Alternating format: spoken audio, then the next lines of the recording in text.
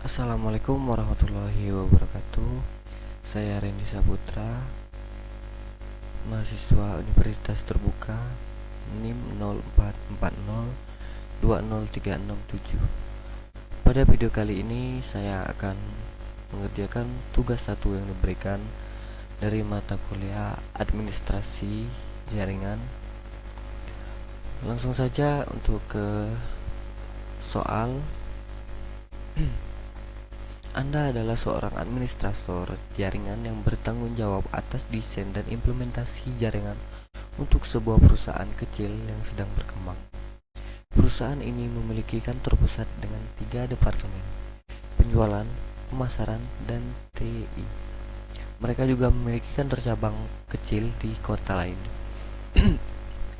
Persyaratan jaringan untuk kantor pusat: departemen penjualan 50 perangkat, departemen pemasaran 30 perangkat, departemen TI itu 10 perangkat, server 5 perangkat, koneksi WAN ke kantor cabang. Untuk kantor cabang itu 20 perangkat koneksi WAN ke kantor pusat. Alamat IP yang tersedia yang diberikan 192.168.100/24. Untuk tugas yang diberikan, yang pertama, desain subnet, rancangan skema subnetting yang efisien untuk memenuhi persyaratan jaringan.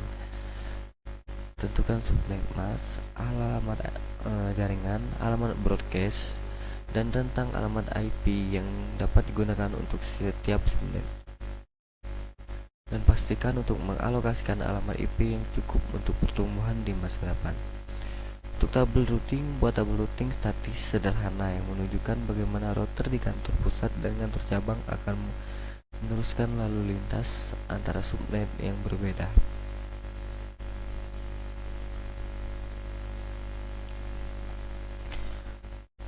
Berdasarkan kebutuhan jaringan pada perusahaan, berikut adalah tabel subnetting yang setelah diberikan.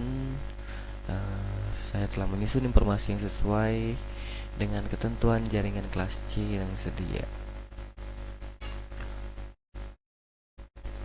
Untuk penjualan memiliki 50 perangkat sehingga membutuhkan /26 dengan rentang IP dari 192.168.10.1 hingga 192.168.10.62. Pemasaran membutuhkan 30 perangkat sehingga menggunakan /27 dengan rentang IP dari 192.168.10.65 hingga 192.168.10.94. Server dengan 5 perangkat dialokasikan /29, yaitu 192.168.10.133 hingga 192.168.10.118. Untuk kantor cabang membutuhkan 20 perangkat menggunakan /27 dengan rentang 192.168.10.129 hingga 192.168.10.158. Untuk skema blok IP yang tersedia itu memiliki 256 alamat IP. Untuk alokasi subnet, membagi blok IP menjadi beberapa subnet dengan jumlah yang sesuai untuk setiap departemen server dan kantor cabang. Berikut tabelnya.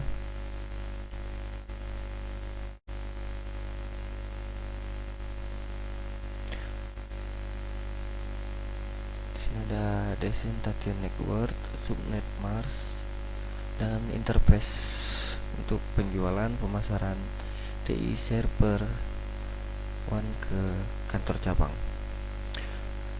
Oke, lanjut ke tabel statis atau tabel routing statis. Untuk setiap router akan memiliki tabel routing statis yang memungkinkan komunikasi antar subnet. Untuk departemen atau kantor, mulai dari penjualan, pemasaran, TI, server ke kantor cabang. Berikut jumlah perangkat, subnet mask, network address, broadcast, dan rentang alamat IP.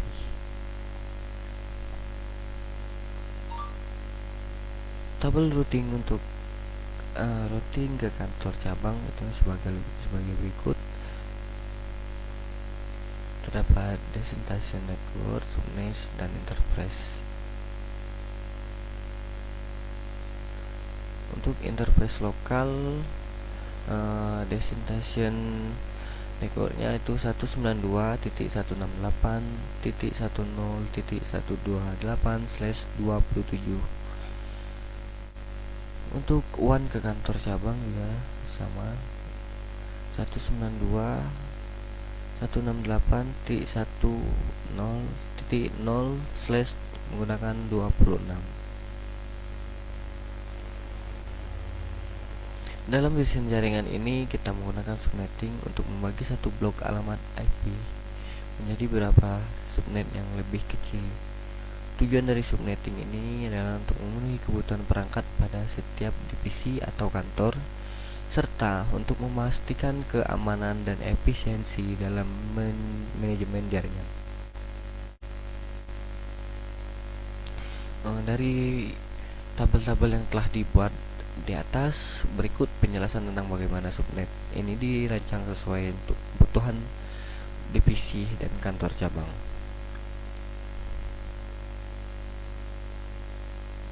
Untuk subnet penjualan itu jumlah penjualan tadi 50 perangkat, dan subnet masknya itu /26. Untuk alamat IP untuk /26 ini menyediakan hingga 62 alamat IP yang dapat digunakan, dan cukup untuk 50 perangkat saat ini, dan beberapa perangkat tambahan untuk pertumbuhan di masa yang akan datang. Untuk alamat itu 192.168.10.0 adalah alamat jaringan, dan 192.168.10.63 adalah alamat broadcast. Untuk subnet pemasaran, jumlah perangkat dari 30 dengan menggunakan /27 dengan alamat IP sebagai berikut. Subnet /27 memberikan 30 alamat IP yang dapat digunakan, cocok untuk kebutuhan divisi pemasaran. Selanjutnya subnet TI, jumlah perangkat 10 untuk subnet yang diberikan. Untuk subnetnya itu /28.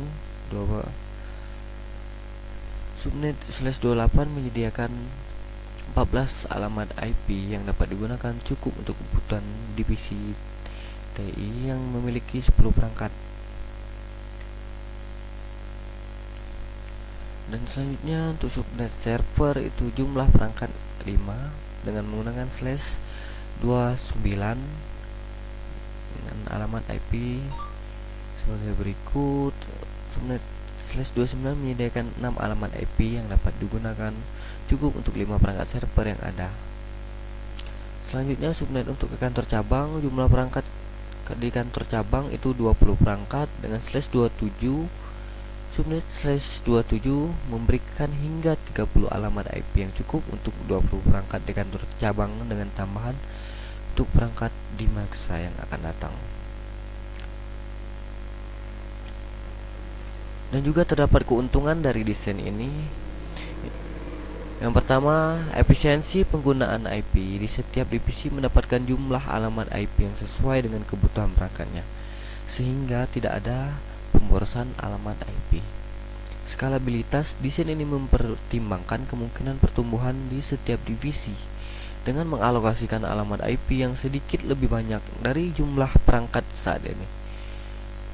Keamanan dan segmentasi, setiap subnet yang dapat dipisahkan dengan firewall atau aturan akses untuk meningkatkan keamanan antar divisi serta mengurangi lalu lintas broadcast di seluruh jaringan.